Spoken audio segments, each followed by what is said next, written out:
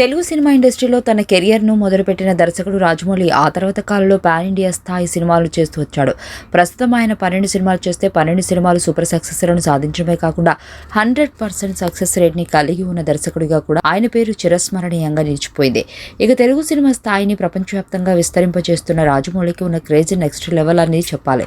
ఇక తన బాటలోనే నడుస్తున్న అనిల్ రావిపూడి సైతం వరుసగా సక్సెస్లను సాధిస్తున్నాడు. చాలా తక్కువ బడ్జెట్లో సినిమాలను చేసి సంవత్సరానికి ఒక సినిమాను రిలీజ్ చేస్తున్నాడు అనిల్ రావిపూడి చేస్తున్న ప్రతి సినిమాతో సూపర్ సక్సెస్ ను సాధిస్తున్నాడు. ఇక రాజమౌళి ఒక సినిమాకు దాదాపు 150 కోట్ల వరకు రెమ్యునరేషన్ అయితే తీసుకుంటున్నాడు. కానీ అతని నుంచి సినిమా రావాలంటే దాదాపు 5 సంవత్సరాల సమయం అయితే పడుతుంది. ఇక అనిల్ రావిపూడి సైతం సినిమాకు 40 కోట్ల వరకు రెమ్యునరేషన్ తీసుకుంటున్నారు. ఇక ఈ లెక్కన ఆయన సంవత్సరానికి ఒక సినిమాని ఈజీగా రిలీజ్ చేస్తున్నాడు. అంటే రాజమౌళి ఒక్క సినిమా చేసేలోపు ఆయన దాదాపు 3-4 నుంచి 5 సినిమాలు చేస్తున్నాడు. ఈ లెక్కన ఆయన 200 కోట్ల వరకు రెమ్యునరేషన్ అయితే సంపాదిస్తున్నాడు. అంటే రాజమౌళి ఒక సినిమా కోసం అన్ని సంవత్సరాల సమయాన్ని కేటాయిస్తుంటే అనిల్ రావిపూడి చాలా ఫాస్ట్గా సినిమాలను చేస్తూ తనకంటే ఎక్కువ సంపాదిస్తున్నాడంటూ సోషల్ మీడియాలో కొన్ని వార్తలు అయితే వైరల్ అవుతున్నాయి.